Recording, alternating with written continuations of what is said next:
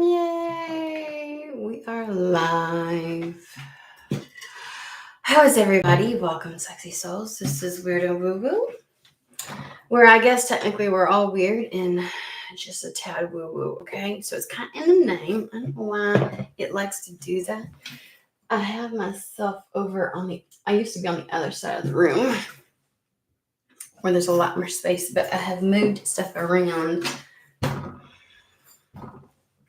And I don't know. I probably should be back over by the window. So here you go. We're doing a coffee and tarot. I'm trying to think. You know, I looked up a song, and I'm hoping that it doesn't color everything, because like I just started singing that song, you know, kind of thing, this morning, and it was I look at all the lonely people with the Beatles. It's actually Rigsby, like something Rigsby. Let me get it up here for you. But it's Eleanor Rigby. And it really just talks about living a life unseen, kind of like just as a background character almost, doing things for what purpose to what end. In my opinion, that's what it boils down to. And it talks about, like, she picks up the rice in the church where a wedding has been. She lives in a dream, waits at the window. It's kind of like waiting for something to happen, like just being, you know, wearing the face that she keeps in a jar by the door. Who is it for? Like, you know, like what she presents to the world, where it's just about being exceptionally lonely, not connected, and not having what it is that you want and you desire. And then they ask, where do all the lonely people come from? Where do they all belong? And then it talks about, like, the priest, I guess, at the church or whatever, writing the words of a sermon that no one will hear. No one comes near. Look at him working. Darning his socks in the night when there's nobody there. What does he care? Like, to what end, to what purpose kind of situations. That's the way it was feeling, right? And I was like, okay. And I was like, gosh, that's such a song when you really think about it. Like, and I was like, I sure as hell hope that's not. Let's clear the air. The reading for today, because I am not in it, because it was really great up until that point. And I'm like, did I just like change the energy by reading that? I have no clue. Hey, how are you?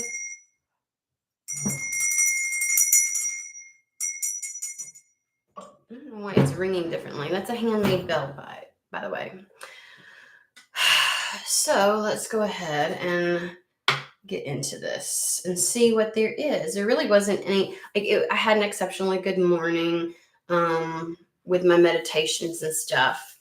And so, you know, just the tone for the day is set. My kids are going to have a great weekend. So I just anticipate, and fall weather is here. Although next week we're supposed to get exceptionally hot, and then the week after really cold, which is normal around here. That's how you know we got fall going on. Love it. So, all right. So I don't really know where we're gonna. I don't know if anybody likes this. I don't even do doTERRA or anything else like that. But I love Whisper. It smells different on everybody. This is not like I'm not gonna get paid or anything. It smells different on everybody because it really mixes with your pheromones in your own skin. So it kind of has like a slight. It varies just a little bit when you put it on. It's an essential oil. It's amazing. Just it puts me in a mood. All right. And we're gonna get started, guys. Okay, let's pull some cards here. I'm feeling good about the weekend. I do hope to have a lot of sun because me and Mother Nature have a date. So let's just hope, okay?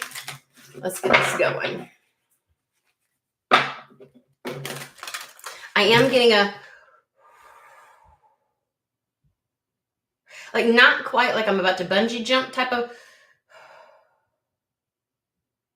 but like you know, like going on a date when you haven't been on one in a really long time kind of thing. Although that's not what I'm picking up. I'm just the feeling, like how it kind of gets a little like, oof, like, okay, like a little nerve wrack. It's like something impactful. I feel something impactful right now. So we shall see. This is the Messenger Oracle deck. Let me pull it.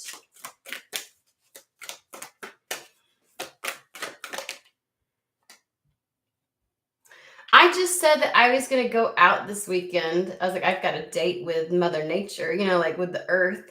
And it says, honor Gaia. Mother Nature. Communing and getting one, getting grounded. Getting back into your own energy, right? Because Gaia does a really great job of alchemizing energy for you. So when you're having a difficult time, all the elements that are around you will actually help to change your energy in your Merkabah field, auric field within your own system. Like it actually is kind of like the greatest transmuter there is, or alchemist there is. So when you're having difficulty, that's why you hear so many people talk about needing to get out in nature or wanting to go out in nature or being recommended to do that, because it helps do it for you. Okay. Then there's a reveal your truth. And I think that because when you get out in Gaia, you get back to your more base core essence, like without all of the fluff and filler and interruptive energies that almost convolute your energetic field or vortex. So it's one of those things where it's like you get more back to who you are. You're authentic. I know some people are triggered with that word anymore, but like your truest essence, your truest core, getting back to yourself, right? It really helps. And then we've got reveal your truth, which is also about being more authentically or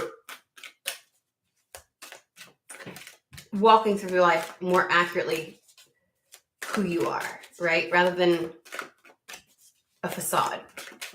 Let's get to the basics. It's like really getting back to who you really are, the core of you. Protect the wild and green.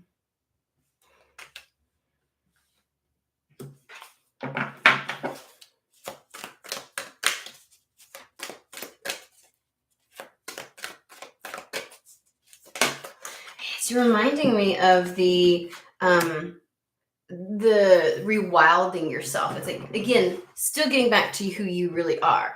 Like we usually tame aspects and parts of ourselves to fit within confines of society, right? Instead of honoring aspects, and we often will hide the aspects that society tends to shun or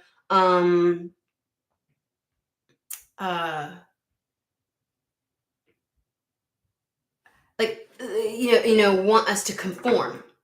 They want us to get out of conformity is what I'm hearing.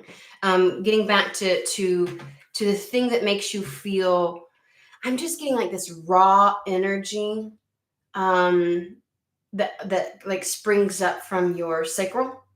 Like your rawest form of yourself is your power. I'm getting Queen of Wands type of energy with this particular card. The protect the wild and green. It's all saying the same thing. Let go of the old and then love that you are different. Okay. Why is this coming up? Like what? I mean, we could go with the basics of just existing in this world has us frequently conforming to certain things. But why? I mean, this isn't necessarily... I would say for the collective that I read for, this isn't necessarily something that's like new, like the notion of, you mean putting on different characters for different people, like we know this. We know that we've gotten to a place where we've become more familiar with the character than ourselves, right? So why is this something that is being brought up right now? I do want to read the protect the wild and the green. I want to make sure that there's not something that I feel like there's something there, and we'll probably explore that just a little bit more. And to me, when you do that, you're getting more back to your divine self, divinity within, right? So let's go. Here we go, 32.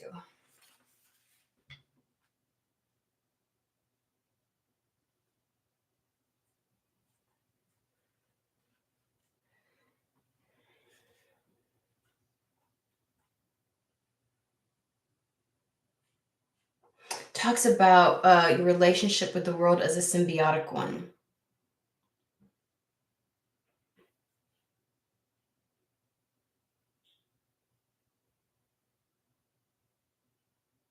We're going to pull some cards, specifically starting with that. Protect the wild and the green.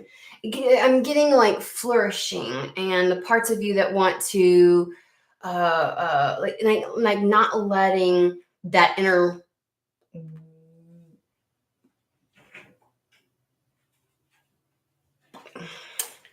trying to get away from saying the word wild so fucking much, but apparently it's not working for me because my brain is having a brain fart, and so we're just gonna go with it.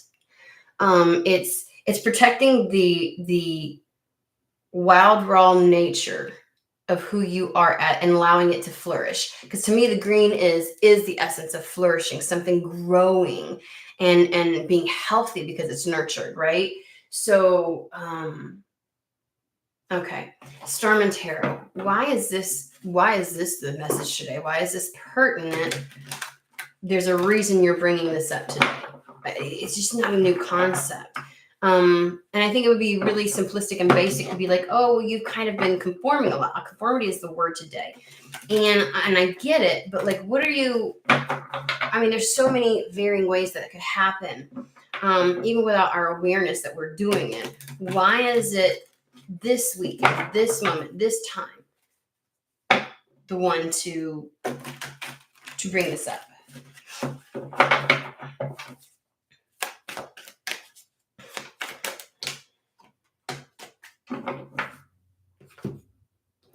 I shit you not. This is the card, the alien in this deck is all about coming back home to the self.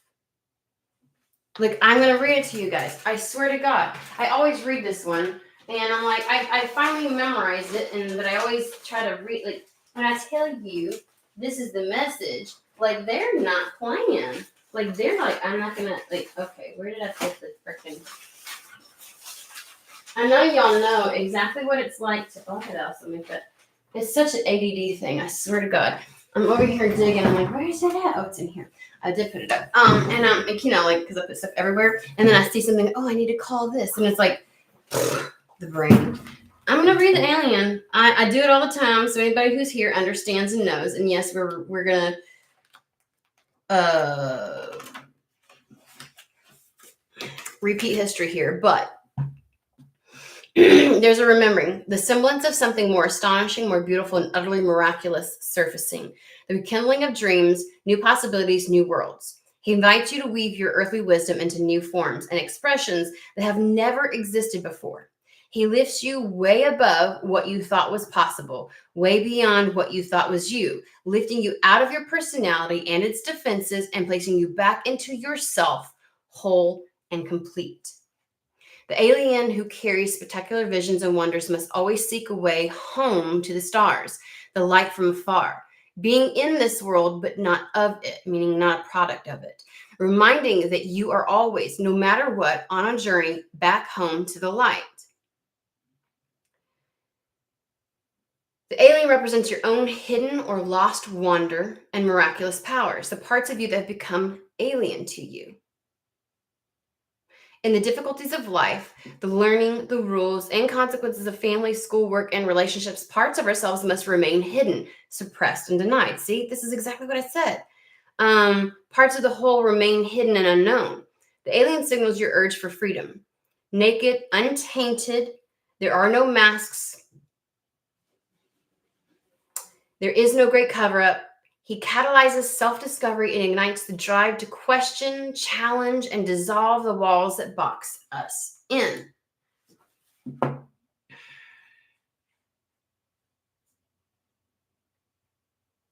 The alien, the outsider, the rebel, the stranger, the one you have feared, yet also secretly desired to be, is here to remind you that you are perfect as you are beneath the mask of cruel imperfection. Okay. So this is more talking about there's an aspect of yourself that has been repressed. Thank you, right word, for an exceptionally long period of time. And because of that, it's almost like there's varying aspects to the self that make up the whole. And you may play in multiple facets of who you are at your core. But there's one specific one that you have not been able to tap into, and it's almost become foreign to you. And so even if you make a conscious effort to try, you can't seem to reach them, to reach it. And because if there's any aspect of ourselves that we forsake, or that we hide, or that we repress, then we are not completely honoring the raw, true nature of who we are and not allowing it to flourish. We then can't flourish.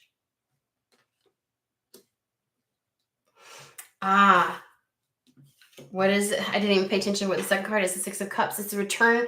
It is the pleasure and wonder and enjoyment. I've been telling you what. It is our inner child.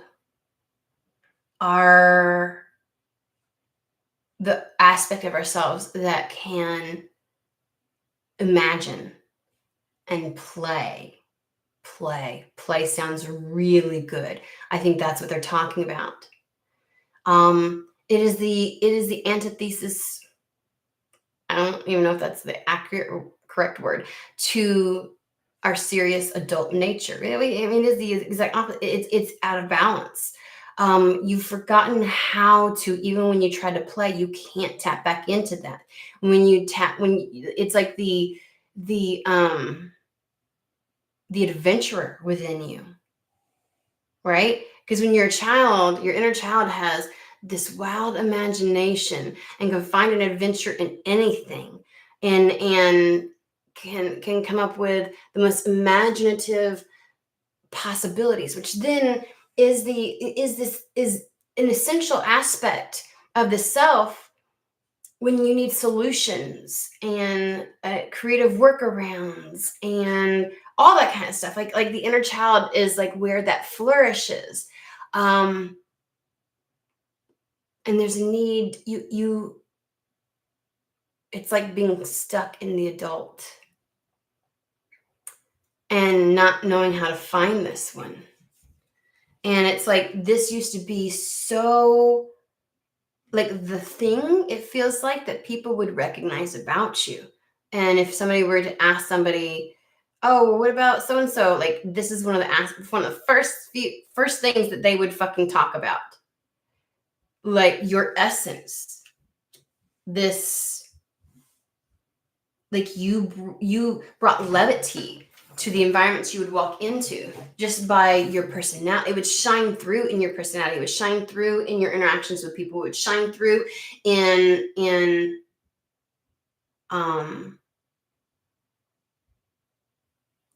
the things that, like the choices you would make in life. And so that's missing, and it is trying to find this. And there's a need to kind of like, it's almost as if that should be your, you're getting back to the more base nature of yourself. Maybe you feel like somehow your inner child never really served you. Like maybe there's been things happening in your life where either you felt like you needed to protect your inner child so that you wouldn't get hurt, or that somehow it didn't have the answers. That somehow its creative notions and wanderings and imaginings weren't possible, weren't plausible, didn't in fact bring about any solutions, and may have felt like or were an actual distraction from addressing something.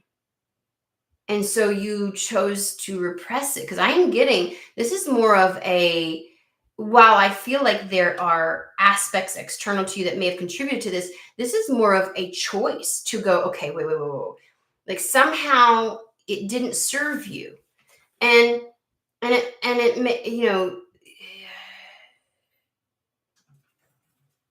there may have been people that would shut it down, because if the way in which you communicate and talk and the ideas and notions that you have seem outside of the box and like out of the realm of sensibility, like a child at times would be, there are no bounds. Maybe at some point you spent too much time in that, and you feel like, or it did, you either feel or it did backfire on you because there wasn't that balance. And we know that when we spend too much time or get stagnant, like like the idea of the Four of Pentacles, where we're stubborn or we dig our heels in,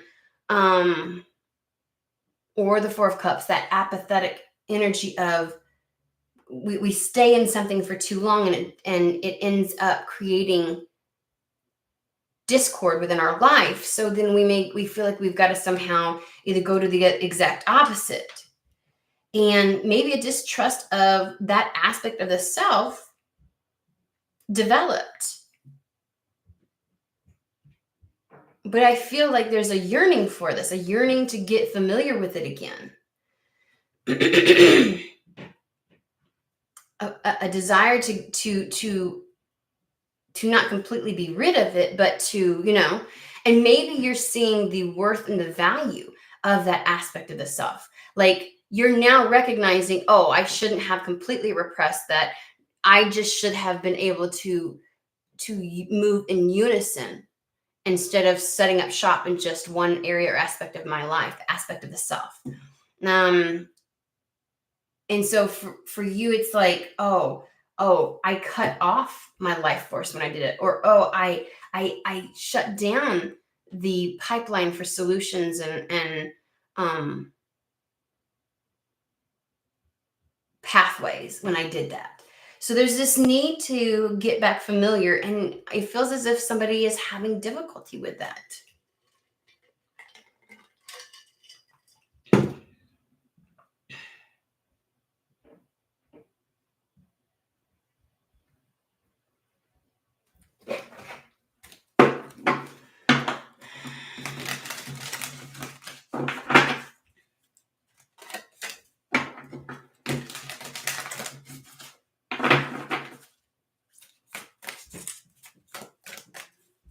I just heard dug a hole. Somebody feels like they dug a hole that they can't get out of.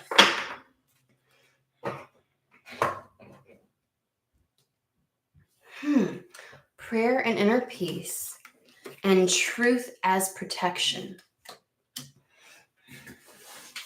This may just be the day where we have all of these things. Okay. I don't know how that flipped like that, but okay. We have ones and twos. We have one on one of them and then a 12 on the other. Okay. So let's get to this.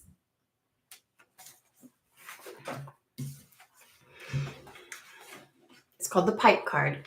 It speaks of inner peace that can be found through the balancing of the self. I swear to fucking God, I swear. I love the synchronicities. I love it. It's as if they're like, do you need more? You said it all with the first deck. You got it on the first try, Shauna.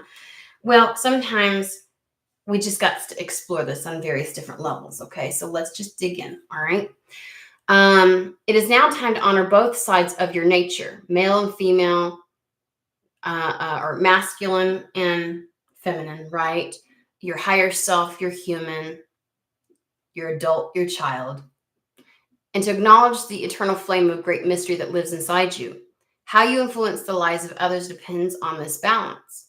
Inner peace can be found through prayer and the understanding of your role in the whole of creation. Symbiotic nature. I told you that card was talking about the symbiotic nature of things, you and the world. The wild and green, the flourishing one. World peace begins in the heart of each individual. It may be time to make peace with others or with any inner conflict that keeps you from seeing the beauty of your true potential. Any inner conflict, which I think is what we're talking about here with your this state of feeling like one particular aspect of yourself was to blame or the lack of balance previously, where you stayed on one aspect of the self, getting blamed, and so then reverting or shifting into the opposite polarity of that.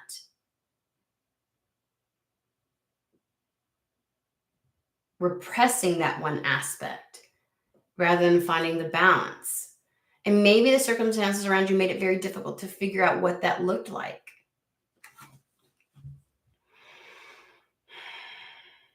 In all cases, the pipe card asks you to honor the blessings given by the universe. It asks you to honor who you are and why you are here. It asks you, how can you assist our world? In making peace with the self, these questions will be answered and the sacred path will become clear. It's almost like your path forward. Part of what you feel that you like being a contribution to this world, like being an active participant in it, is getting balanced within the self. I wonder if we're going to find out how, though, because I feel like we already figured this part out.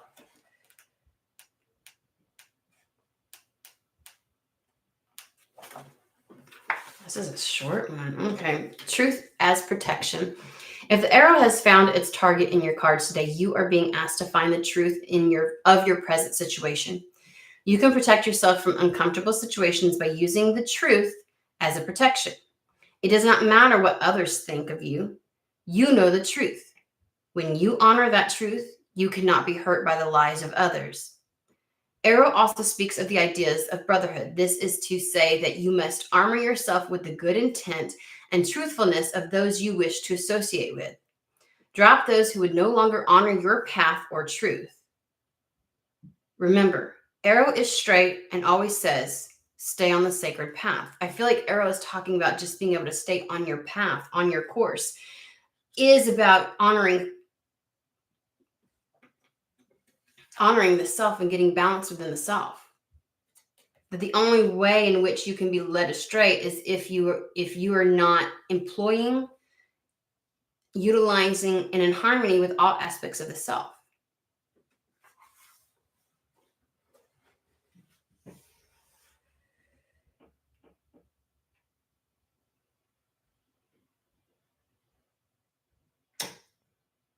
I'm going to read another piece. It's a story behind this, okay? The frustration of being unable to receive his own medicine dreams often created problems in the Council of Men. The inflamed young bucks of the warrior clan could become hot-headed and lead the tribe's good fortune down the crooked trail. If order was not maintained within the natural balance created by the chiefs, all could be lost. To lose face was the final agony among the braves of the warrior clan, and often was followed by exile from the tribe. If the infraction was big enough, the entire nation would no longer welcome the offender to their fires. Brotherhood was the common law of the warrior clan. Let's talk about this. If the infraction, they're talking about not having like a homeostasis, not having a balance within, right? Allowing one thing to take over as the factor, determining factor in how you live, maneuver, and operate in life, right? And how somehow the warrior clan often, the final agony among the braves of the warrior clan often was followed by exile from the tribe. Could you imagine if there was something that your inner child, because you indulged in, that hurt you exceptionally? It would almost be as if, and the fact that we start out with the frustration of being unable to receive his own medicine dreams. often like the idea of believing so wholeheartedly in something like a child, a dream, a belief, a knowing, and feeling as if you were betrayed, like the ultimate betrayal. Like you just knew and you had utter fucking faith and you just knew. And as a result, something harmful, hurtful, and exceptionally negative, because you believed it with your whole heart, your whole being, as a child would.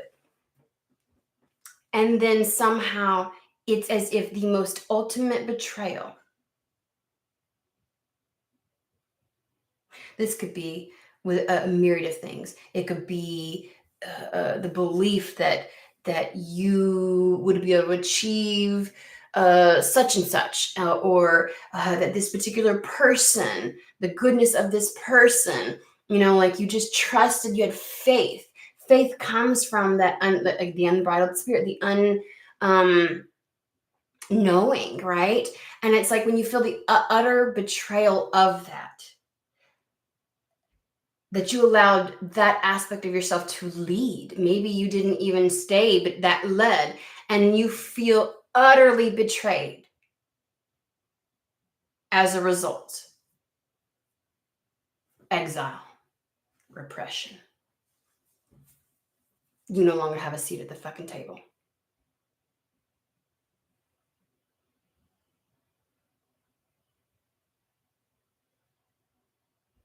So you pushed it down. You exiled this aspect of yourself, your inner child.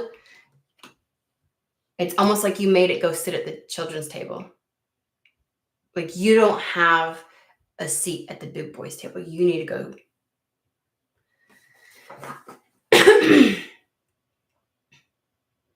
And would no longer welcome the offender to their fires.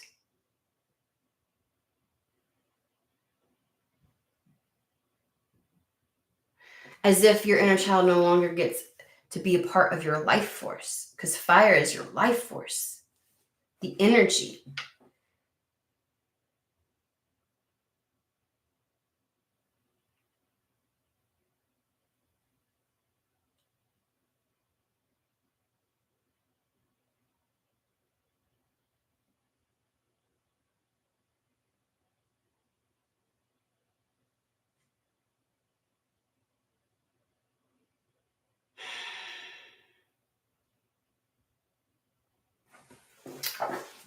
But you're also recognizing now and understanding, if you are in a place where you're like, I don't get it, I don't understand. Going out in nature to help you transmute, work through, and clear things away. Clear away the clutter, clear away the emotions and the mental confusion, to get back to your more base nature, to see things clearly and understand. I think you're beginning to recognize and understand that you couldn't do that to ostracize that aspect of yourself, actually cut you off from your life force. And while whatever you may have endured or incurred, I don't know why I'm talking like that,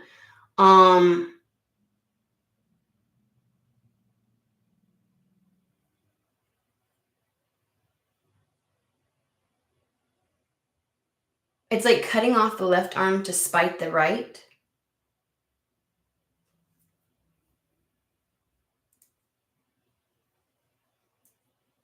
It is ignoring what that aspect of the self brought to the table and all the good that it did.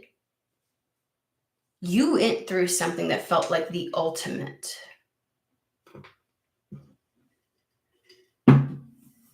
And something tells me you because of that, you don't have the capacity, or that aspect of the self that had the capacity to believe in grand things and to have faith, the inner child, that's where that comes from. You cut it off.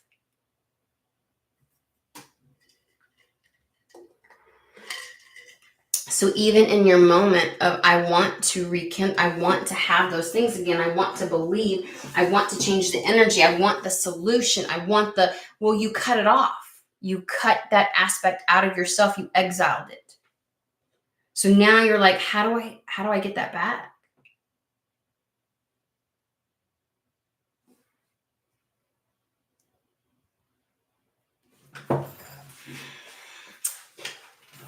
Because even if you're inviting it, much like a child, when, when they're scolded or scorned, they learn not to speak up. If it's told to shut up, hush up, sit down, go away enough,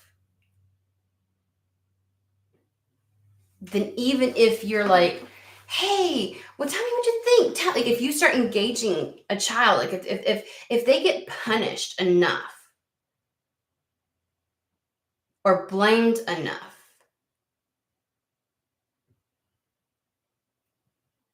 because of their spark, they will start to hide it. And they won't trust when it's like when it's being called upon. Why aren't you laughing? Come have fun. Isn't this, it's like, I don't want to be too boisterous. I don't want to have too much faith. I don't want to dream big.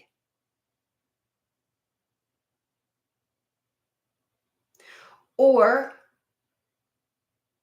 in the opposite, your inner child could have retreated because it in and of itself was hurt so much.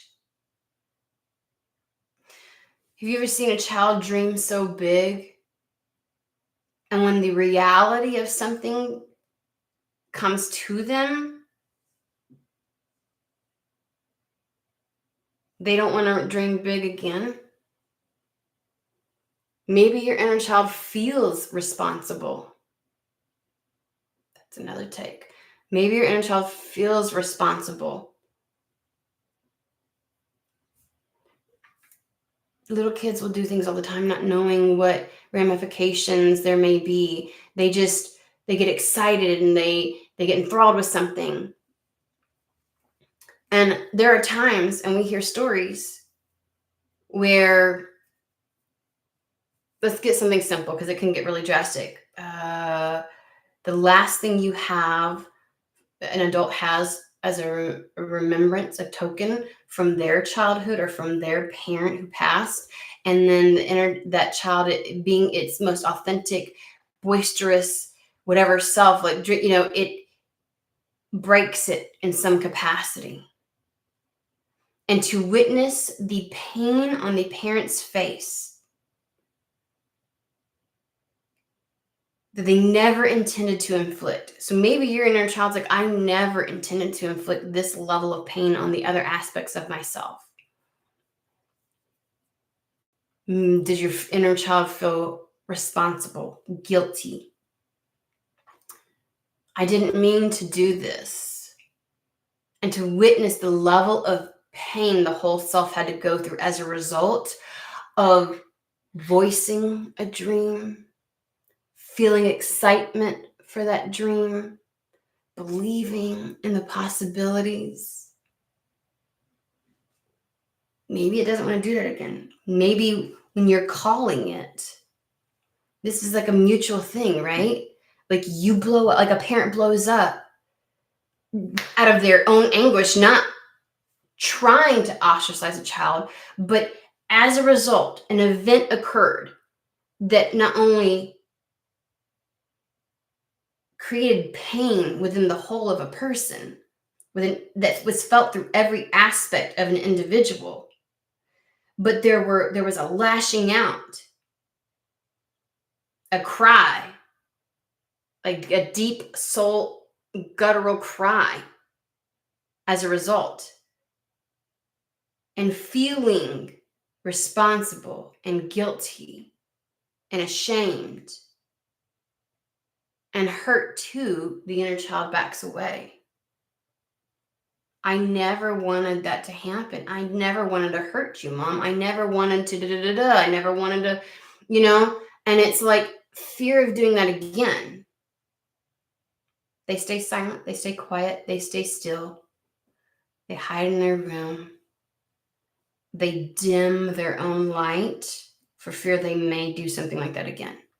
So this may be a two-sided, like from both aspects.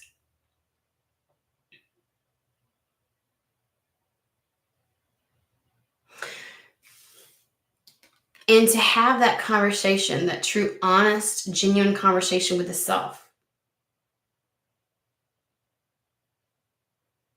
exploring that and seeing all the ins and outs of it, that it's not so simplistic, and working through the energies of that, because the solutions that you want, the drive that you desire, the innovation, the joy that seems to the wonder, the faith, the hope is all tied up in this.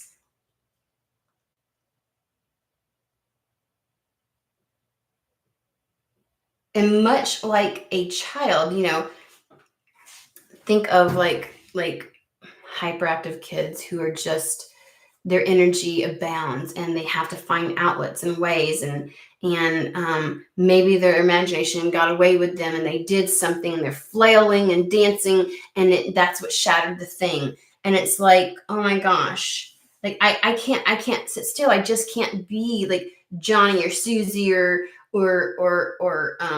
Peter or whoever else over here. Like it's just like, and the thing that makes them stand out is the thing that caused this. Love that you are different. It creates this level of shame within yourself.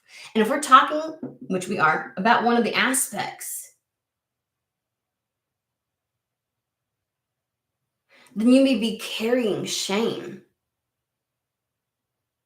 at the idea notion that one got to lead the way while the others were silent, or that one took the reins and went too far.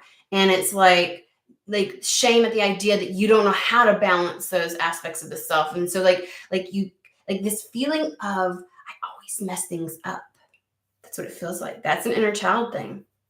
I always mess things up.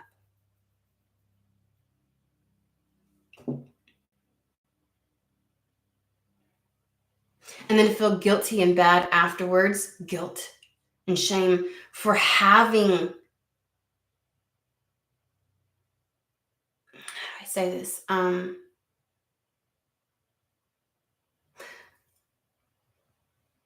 on to anger for the aspect of the self for any amount of time. Like it's just this wound up into this ball of, I don't know. Like you may be sitting and going like, I've been trying to figure this out until today with this reading. I'm starting to understand, you've been trying to find that one string that unravels it all, right? And I think that they're saying you're heading into a weekend that would be really good for you to ground back in to yourself, to forgive, to acknowledge all the good from every aspect, to invite the inner child to no longer harbor shame, blame, judgment, guilt, any of that within yourself. To see the dynamic for what it is. There was an event that caused utter pain, that may have felt traumatic. And there's this sense of, I played a role in allowing this to happen. That then, because of a level of deep guttural the impact was very deep, and it was felt all throughout, that parts of yourself fragmented off, feeling that you would be better off without you as a whole, whether that was intentionally, unintentionally, conscious, unconscious. Like it became a fear of the self. But as a result, you're floating through life fragmented and not whole, and not, and that's where you have to let go of the old, to invite every aspect back to the table, to come back into harmony with one another, to transmute that pain so that you can be fully authentically yourself.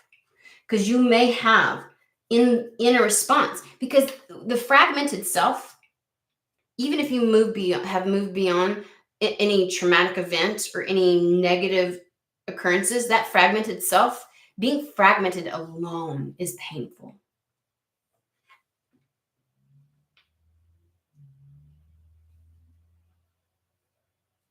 Not being at one with the self. And it's like, I want my light back, is what I just heard. I want my light back.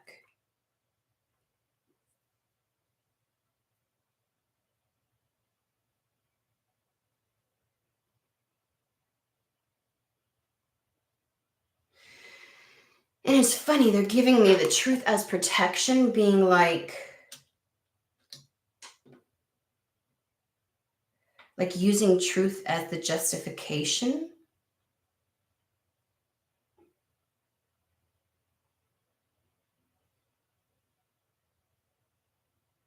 Yes, maybe there was something that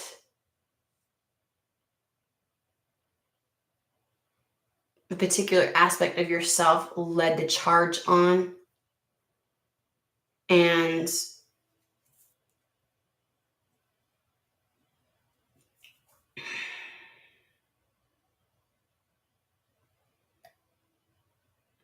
it feels like saying, I feel like saying, but it is not the responsibility of just that aspect, because if you were in complete balance, then the other aspects would have chimed in. It would have been a group decision.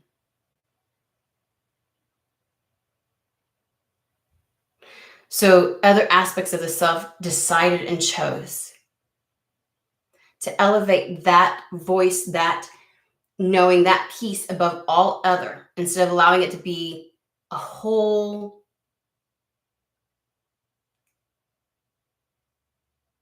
a wholeness that actually saw the truth. The, maybe this event was exacerbated or created or expanded, or the flame was made bigger, because it was fueled with whatever by this one aspect that chose to be louder than all else. Maybe there is a bit of responsibility on that aspect, because maybe it beat its fist until it was louder. Maybe it felt like, I've been shut down, shut up, and shoved away for so long, you will hear me. Maybe that particular aspect took on the same response that the other aspects have been doing with this last event, where it's like, it's the idea, notion of,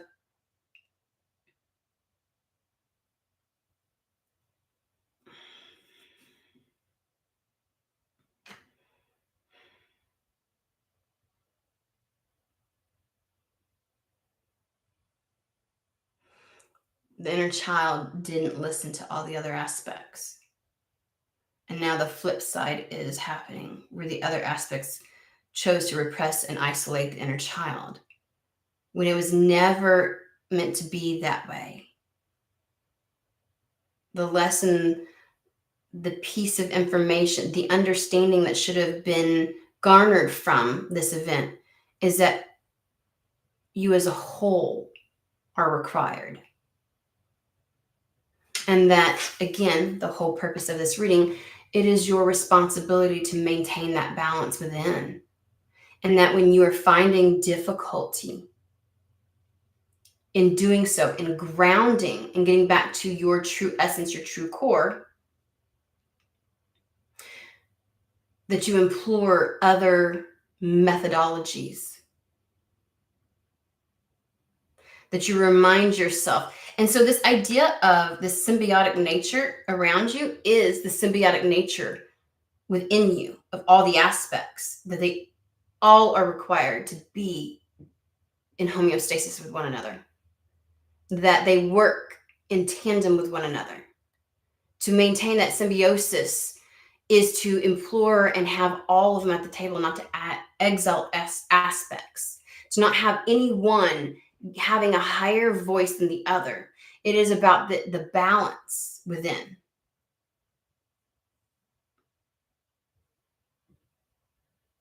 And sometimes the ego will almost act as a megaphone to any particular aspect that's demanding to be heard, because the ego loves that, right? Could you imagine giving a megaphone to a child?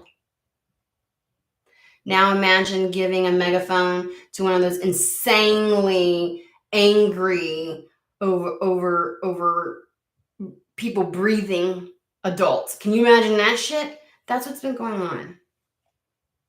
And you're at the right spot where you're like, oh.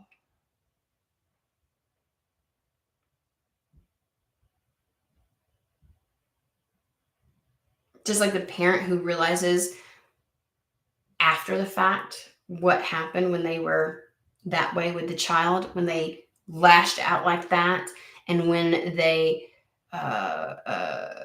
responded in certain ways and held on to that energy for days after, and it's like, and there's no coming back from it.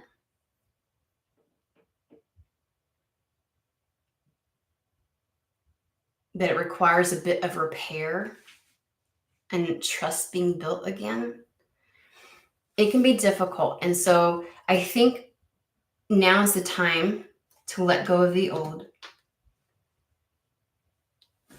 to see the truth,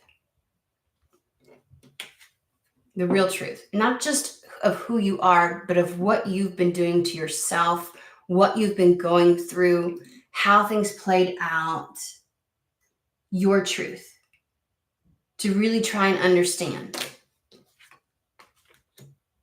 Accept the parts of you that are different, that you feel like led to, contributed to, amplified any event that happened into your life. Because the exile or ostracizing that aspect did not behoove you or benefit you whatsoever. It may have felt good in the moment. It may have felt like, not again. But the answer to getting what it is that you've always wanted and desired in life has never been about fragmenting the self or existing in that fragmentation. Our whole journey has been about not like that is where we're at our most vulnerable to manipulation, to conditioning, to oppression, is when we forsake any aspect of ourself. Division is, I don't know why they're saying it like this. Okay, so I'm not Christian, right? But it's just a saying. Division is where the devil lies. That's what they just said. Which the devil card in tarot is all about illusions. That's where illusions reign. That's where disillusion, the fog, confusion, that's where it sets up shop. And if you choose, like, that takes you to the place of if you're divided within the self, then you're not standing in your power. And you're essentially handing your power away to any other influence within your vicinity that sees it, that targets it, and takes advantage of it. You want your solution, you want your movement, you want your desires, then you have to nurture the self and allow the whole of who you really truly are to flourish. You have to honor the raw, wild aspects of the self that sometimes can get away from you. But the answer to your pain is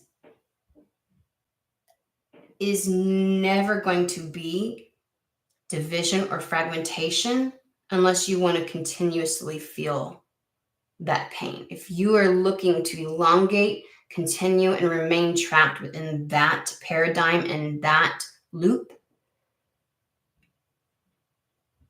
then division, fragmentation, exhalation of any aspect of the self is exactly what you do. That is the recipe if anybody ever wanted to know.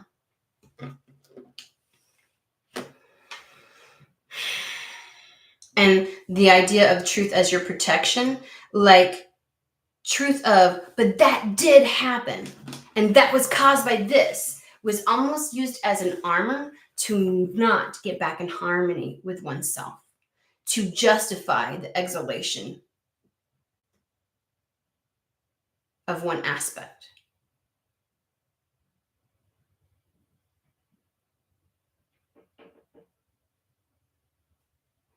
But truth, seeing it in a grander, broader understanding, seeing the greater truth rather than just one detail of the truth, is also protection. That seeing the greater truth that like you have to operate as a whole, that all aspects of the self must be present in order for you to be your true, authentic, natural essence and nature in life. That is your true protection from anything else. When I said fragmentation is where the devil lies. Like division is where the devil lies. Devil. Okay. That is the crux of where you hand your power away. And that truth, understanding, knowing, acknowledging, and embodying that truth and living from that truth is your ultimate protection. Because when you recognize that and you understand it and you take it on as a truth, you use it as the compass. You take the actions necessary to remain in harmony with one another, to work through the battling aspects of the self that are at war within you. You do what is necessary because that is ultimately what protects you from others overpowering you, from any energy, entity, person, situation, circumstance having power over you. This truth is your protection.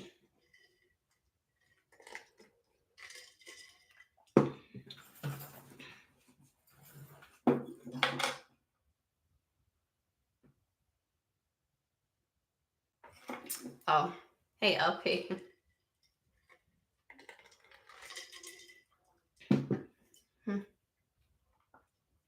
So, yeah.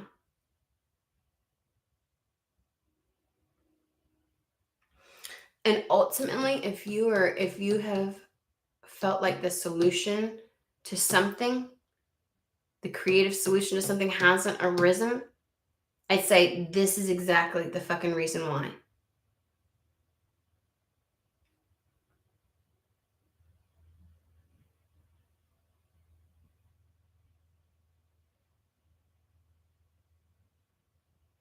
And as soon as you address this and become one with the self and allow your truth, let go of the old shit, love the different aspects of yourself, even if that sometimes leads you into potentially hurtful situations,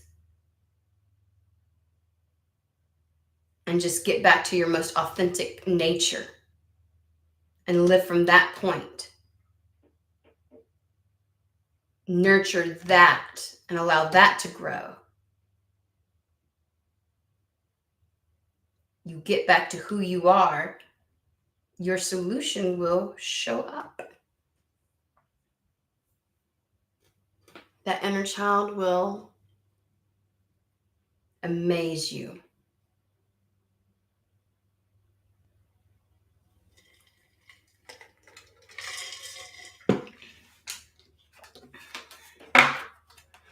Oh, thanks, LP.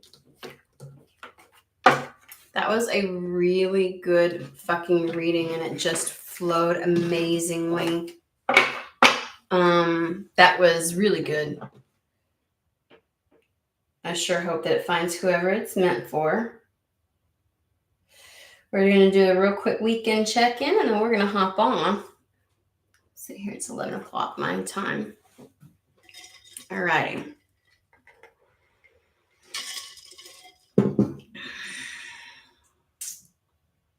Nice, Spirit. Let's go with the weekend.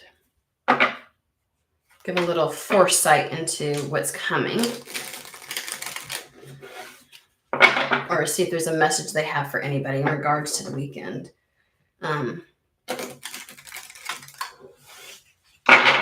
Foresight.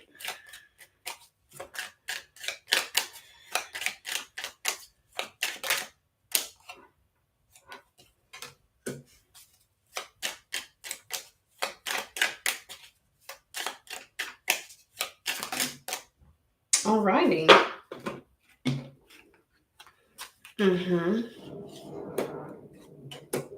All right, here we go, guys. We got the hummingbird song. Okay. It is nectar of sweetness and joy it brings.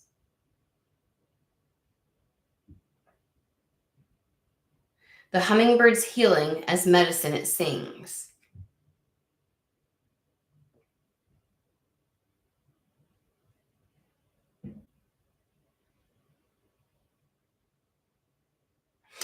This is just quintessentially joy is the medicine that you're needing right now.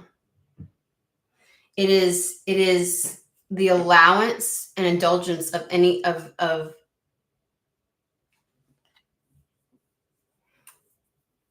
things that sing to your soul, to your heart, the things that you find so exceptionally sweet in life.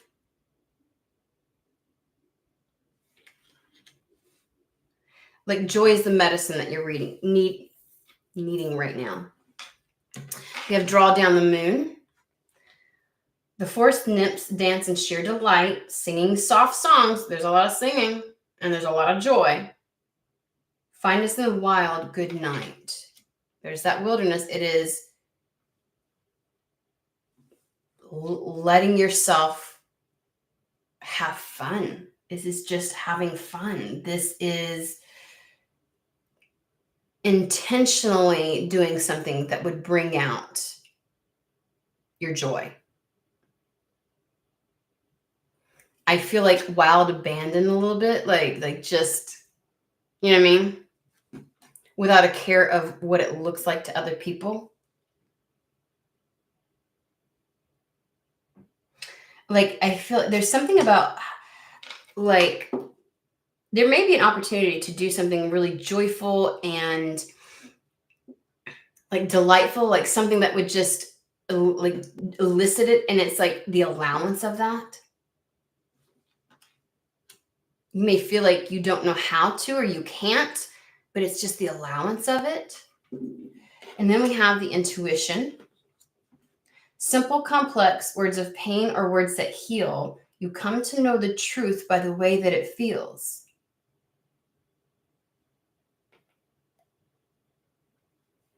And then we have destiny. One door closes, another opens for you. Let the plans of destiny unravel. True. All right, let's find out. Thank you. Sun Night Tarot. We're going to start with a hummingbird song and drawing down the moon, where we talk about indulging in the nectar of sweetness brings about joy. So it's indulgence of something. The indulgence of something is actually very medicinal, very healing for you. So it's being in the allowance of indulging in something. Hang on to that word, indulgence. And then dancing in sheer delight. Finding us in the wild. Like just like abandoning the inhibition and indulging in something.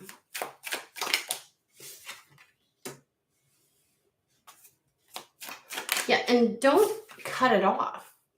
Queen of Swords. Let me just show you. This is a heart in the fucking cage. Can I just tell you? It's a heart caged up. This is a no. Look at how her back is to somebody. Like her back is to the, and she's almost admiring her sword, like how good she is at preventing and keeping things away that would bring joy. She ends it before it begins.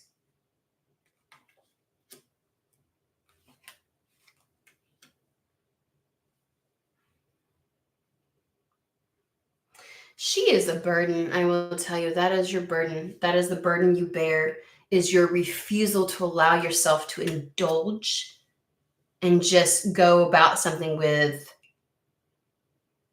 no inhibitions. Like you're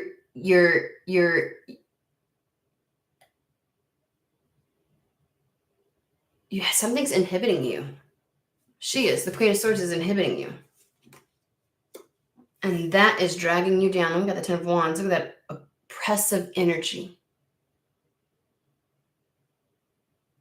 The refusal.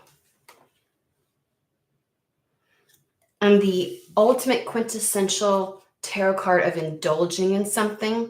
More so, she's got a counterpart. She's got it, the Queen of Wands would be the one to indulge. But more so, the Empress.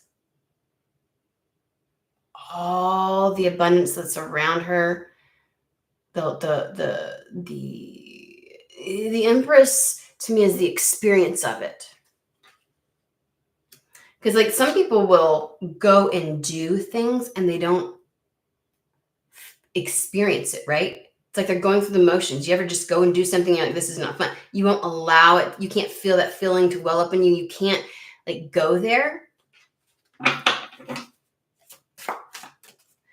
I just feel like saying it's going to ruin any new beginning for you. That's how oppressive it is. Let's give some guidance on how to, there's that Four of Pentacles. So this weekend is indulging without the being inhibited by your Queen of Swords. Like truly allowing yourself to go out there and just be. So you're probably going to get an opportunity to do this. And you may think, well, I haven't been able to up to this point. I haven't really been able to like go there. I don't know why I can't seem to get back into that playful, wonderful side of myself. And you just can't seem to tap into it. And they're like, an opportunity is going to arise. And the only thing that stopped you before was this Queen of Swords. But she gets to be put to rest because you're going to enter into this in the Empress energy. Acknowledging and recognizing the abundance that's around you and enjoying whatever little luxury you may, whatever indulgence there is. Don't be the Four of Pentacles and be apathetic.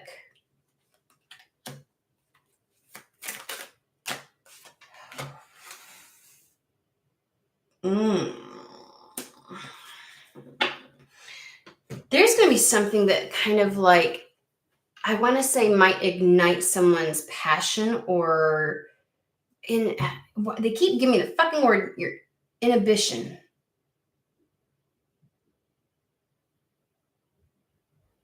Throwing inhibitions to the wind. Like, it's like Ace of Wands is like this burning desire, it's adventurous, it's exciting, it gets you feeling again, right?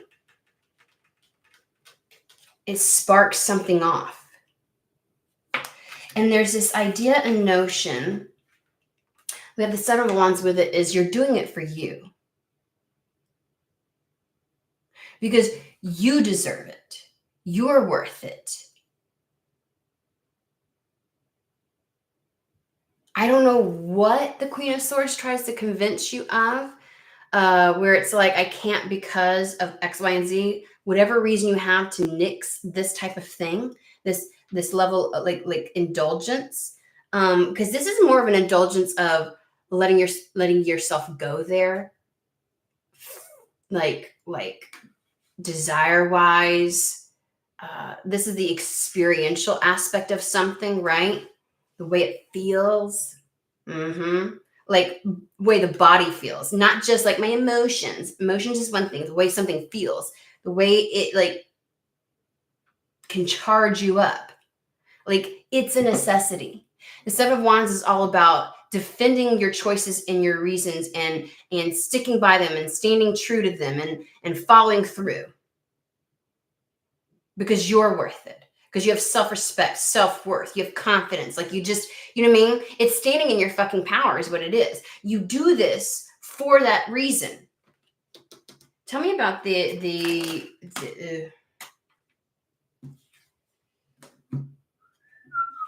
because whatever happens this weekend is an opportunity to help you begin your journey away from the Ten of Swords. Look at that agony. Look at that dead end. Look at that worst case scenario right there.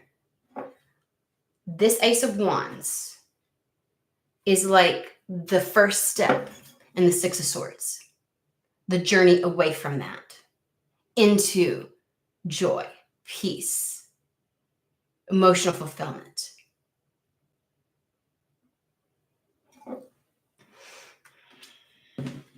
So, okay. Now let's move on to something is like there's an opportunity to do this weekend.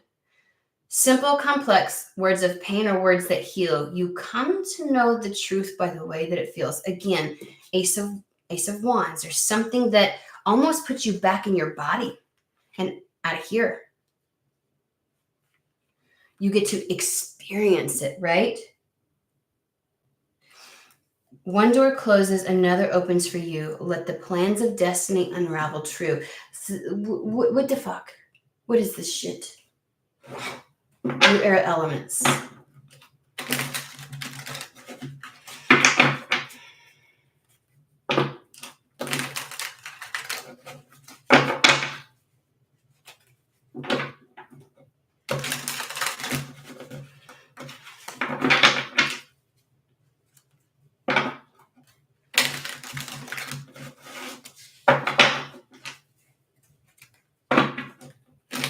Threes might be significant.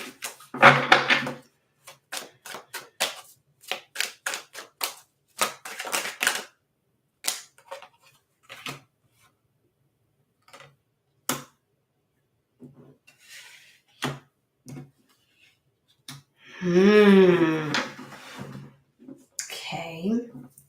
Clarify.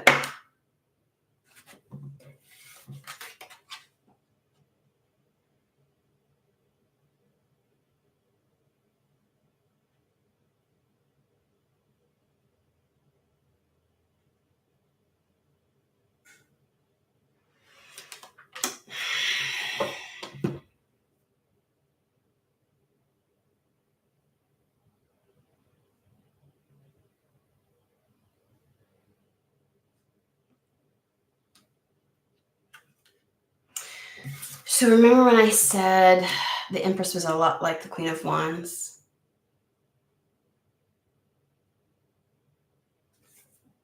We got the Queen of Wands.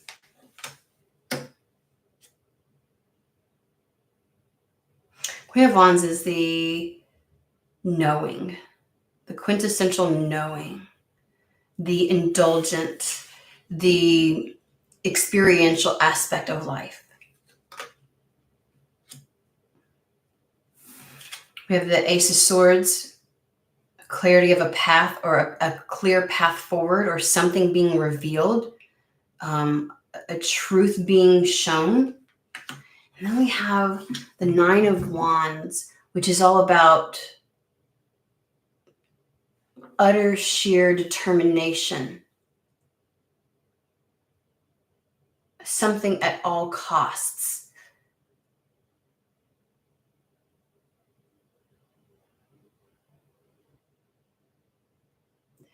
But this is also a wall, a blockage, a protective barrier. It is the things that inhibit you. It's almost as if this door that opens, this path that presents itself, the thing that this Ace of Wands starts off is you stepping into your Queen of Wands energy, your power, and using this Ace of Swords to cut away your shield, your barrier, your wall, your inhibitions. Because to clarify it, we have Temperance. And in this deck, it's called Adjustment.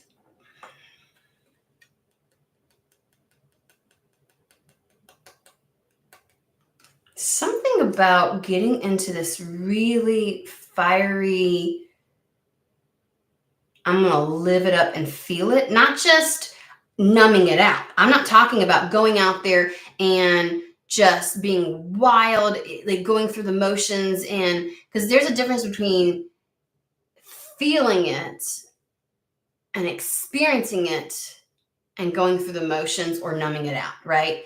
Like, it doesn't necessarily mean going out partying and then not remembering anything the next day, being like, you know what I mean? I'm not saying you can't get out and have fun and everything. I'm saying it's the approach that's taken that matters. There's something about this weekend that initiates your move away from the Ten of Swords. I'd like to know more about what do you mean in regards to destiny. We're gonna pull this one, Starman Tarot. One door closes, another opens for you. Let the plans of destiny unravel. I feel like there's something about this weekend that kind of starts the domino effect. Like, it's not even this week, it's the allowance, it's you stepping into your Queen of Wands or Empress. It's the act of indulging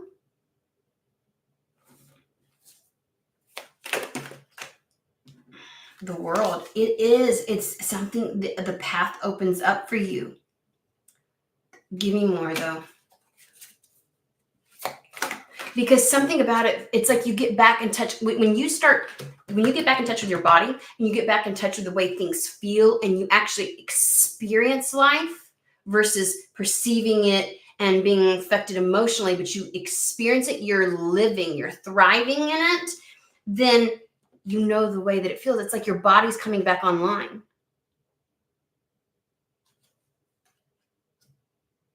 Like all your senses are employed at this time. And you can determine what feels right and good for you and what doesn't. What is attracted to you and what's repelled from it. You feel it. You've been detached. Queen of Swords.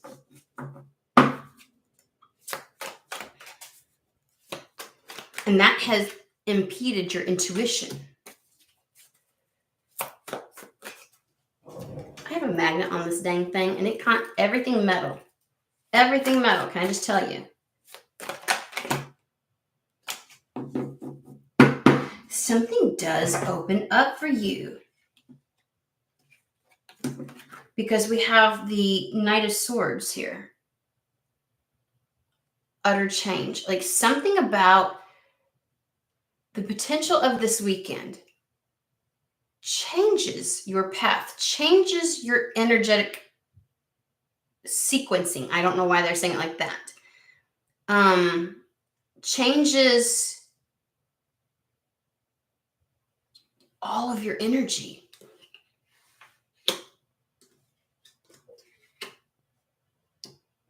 It heals. Indulging wild, like wild, with wild abandonment. It's just no inhibitions. Something changes.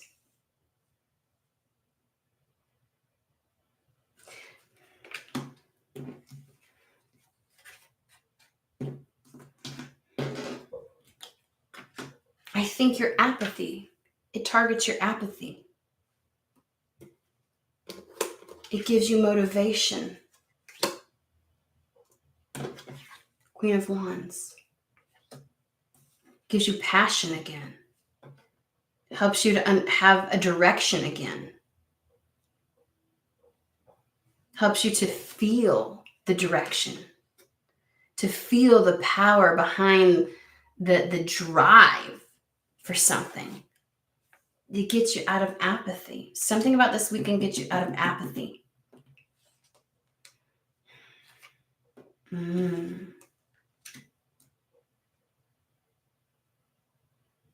It's like Page of Cups. You get a taste of joy. You see, what's so funny is Page of Cups. It's almost like feeling brand new again. You know, like, oh, this is what it's like. And you'll crave it more, right? You know, when you get to it, you're like, oh, I've missed this. Oh, it's that thing that like it starts to speak louder to you than the apathy does then. Because look at this ball and chain that this poor beginner of joy has. It breaks that.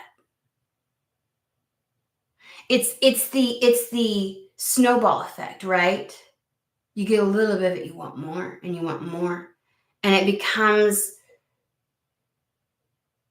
more of a driving force than the apathy or the Queen of Swords energy.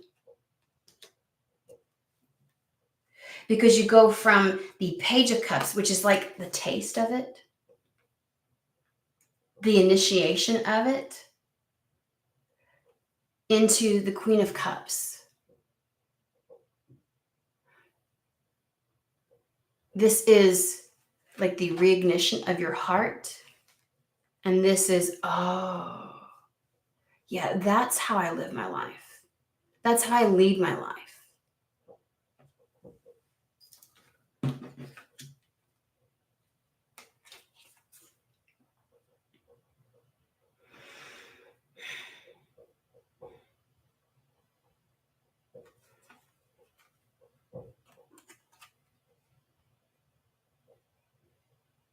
I almost want to, I want more. So the Ten of Wands is, and it is the feeling burdened to having hope because something breaks ground. Look at that little, where nothing was growing, nothing was watered.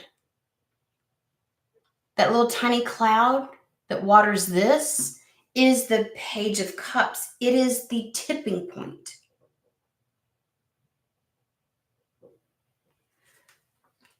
But I feel something tangible with this too. Like a tangible event or a tangible thing that occurs. Attached to this, more than just what ignites inside of you, it's some tangible something. Oh.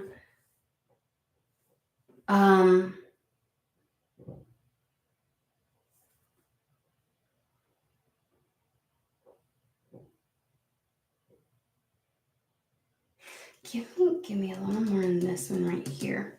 Thank you. We're going to get into the tangible of something. It pulls you out of the apathy and into, which we kind of knew. I want the foresight.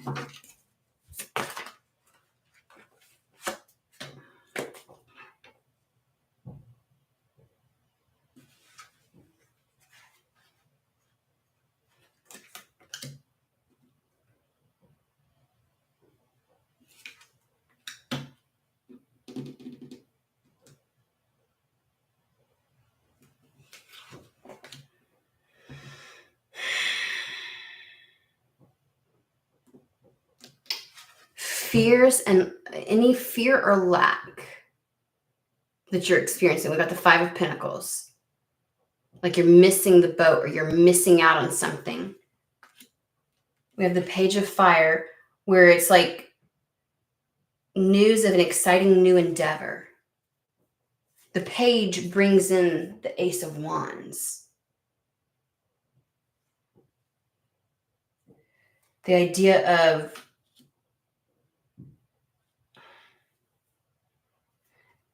and we have the Two of Cups. Funny thing is, at the bottom of this, it says the positive resolution to a conflict. Something that was troubling you is presented this weekend. Is this something tangible? Is it a new Page of Cups?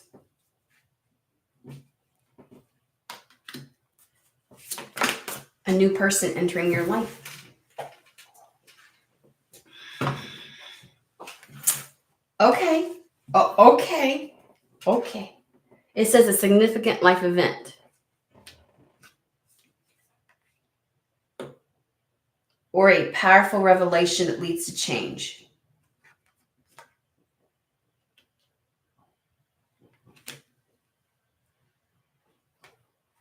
It's definitely the new start of something. We have the Page of Cups twice, the Page of Fire. These are all brand new energies, brand new, the start of something. And then the Ace of Wands over here.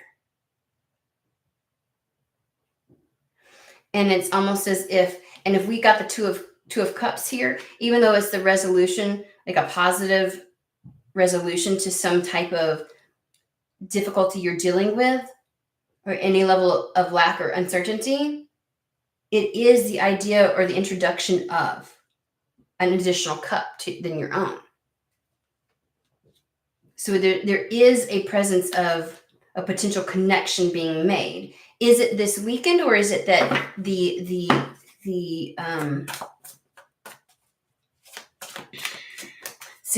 powerful revelation that leads to change brings in this person? Like, give us strictly just this weekend, because I feel like it's the idea of it's not your destiny arriving, it's the door being open to your destiny, which means there would be things to occur thereafter. So what is just is it just the energy of, okay, thank you.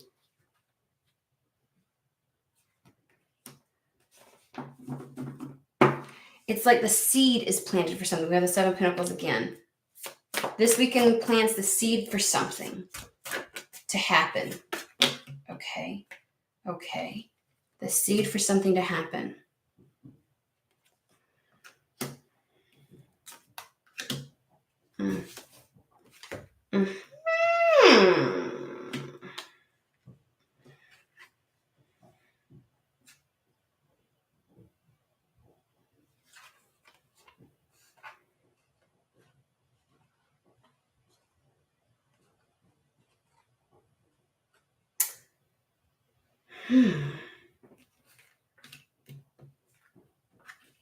It's funny, the seed, like we have the Five of Cups with the Eight of Air, and it's talking about not like something negative had happened that prevented you from doing something, because it says afraid to take action.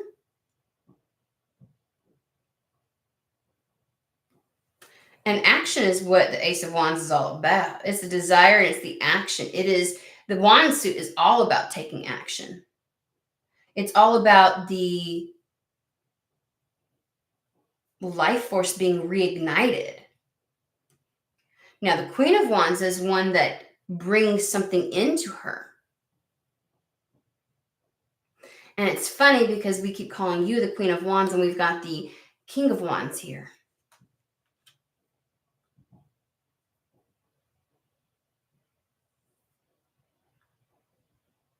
We have two kings.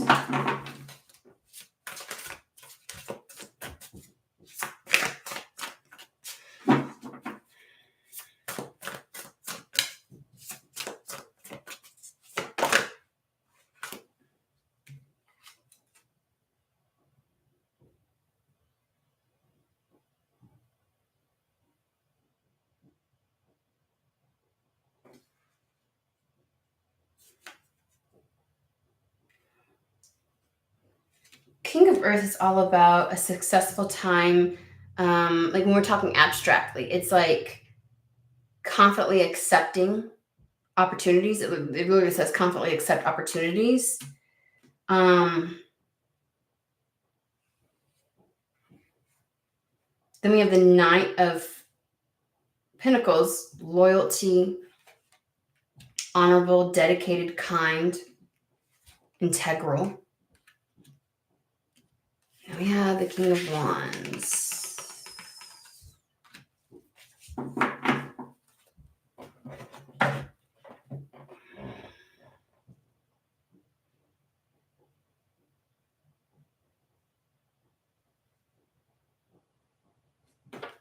Thank you.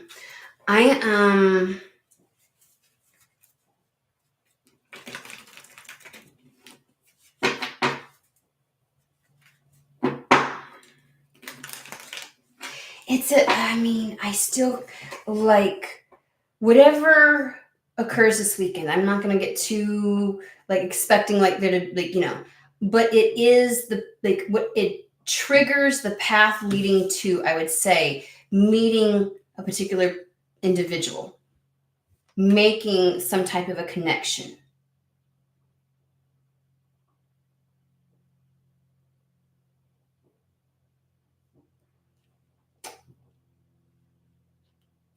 An exceptionally passionate person, charismatic, ambitious, generous, loyal, and dedicated. It's funny because I see it's as if this weekend starts something that leads you on your path to your destiny. And on that path of destiny is a person that you're meant to encounter. And I feel like all three of these are describing this individual. This weekend gets you out of your 5 of Cups, woe is me, and feeling of lack. And sometimes I just feel dumb. I feel like if there ever was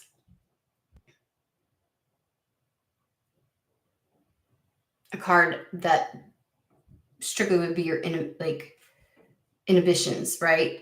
It would be the 8 of Swords.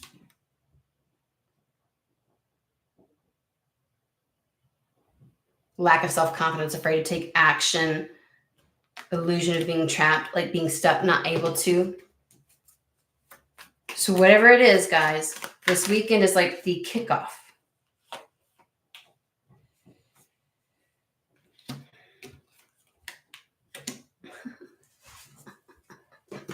Whatever this weekend does must be cutting out an old ass fucking energy. Because we literally have a man, snake, and a sky. Oh, okay. Okay. Did that add to somebody's inhibitions or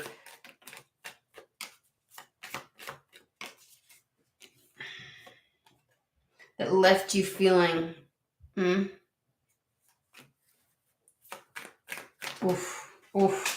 Because if you go from that into the Queen of Wands and the Empress, that is some okay. That's some yummy energy is what we're going to say. Okay.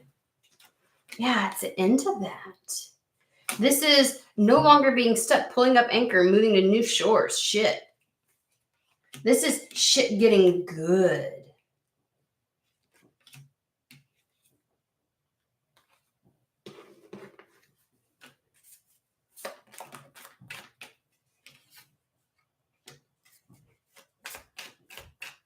This is a positive turn. Okie dokie.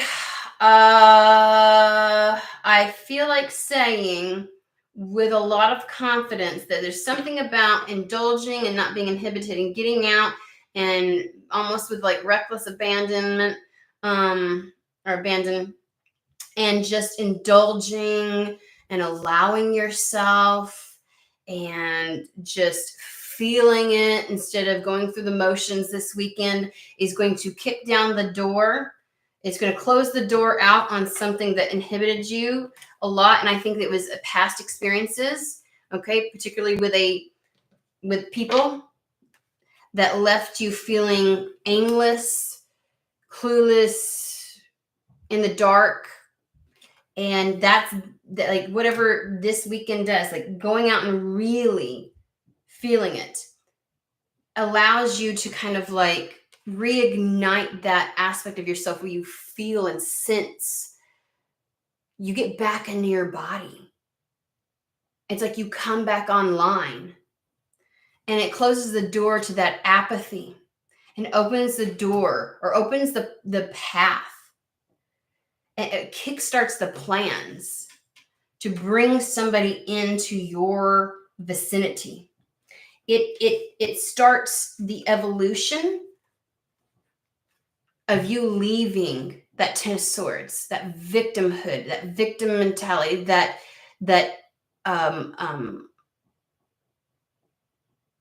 existential pain. It's done and over with.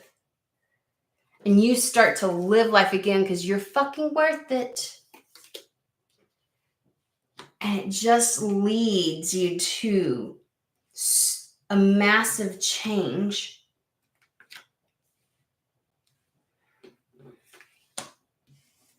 And it's like, and it brings back some level of joy and emotion and flow back into your life, where you firmly kind of get back into the energy of living life from your heart space. It brings you fully back online again, even intuitively.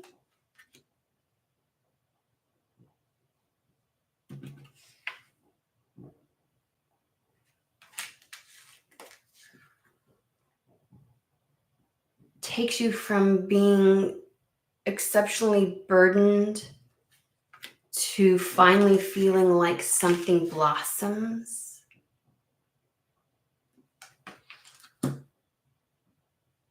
We have the Sun on the bottom of this deck.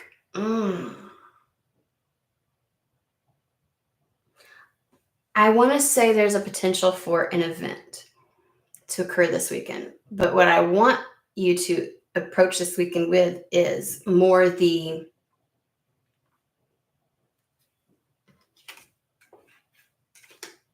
willingness to indulge and taste the sweetness of life, and let yourself come back online and feel and experience, not just go through the motions of excitement and fun and all of that, and to be your true self, uninhibited, no more holding back. And I think that you're going to know intuitively the moment. It's like there's importance. Your intuition comes back online more so than it has been because really your intuition speaks through the body. You drop that wall and you'll feel the door close to your old life, the old way of being, the old energy. And as if something just, from this point forward, right? And it could be marked by meeting somebody, or maybe this weekend is put you back in the right energy and back in your fucking power. Something happens this weekend that puts you back in your fucking power. And that starts your trajectory towards a destiny that could lead you to exceptionally trustworthy friends, acquaintances, lovers.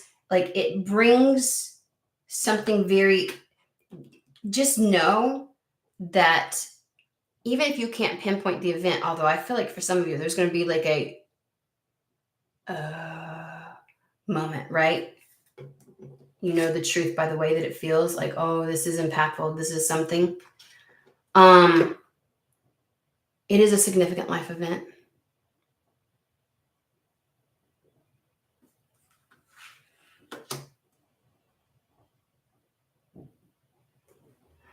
Mm, mm. All right, there you go. That's really good. Don't just do it to be like, oh, I gotta get it out. Spirit said this is the no. Go. Oh, I don't judge. What do you gotta? What do you gotta do to help drop those inhibitions just a little bit? Just a little bit.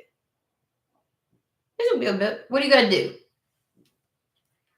What fringe you gotta take? What would help it along a little bit? Go out there and do it. Have you stopped going to a certain place because you know every single time you know you're gonna have fun, and so you almost stop yourself from having that fun? Do it. Do it. Intentionally do it. I do feel like there's gonna be some level of like, we'll just call it a moment of opportunity. And you're meant to follow through with it. Because this shield, it's just something about this weekend is going to drop that wall. And you're going to come back online. God help. God, holy shit, when you come back online.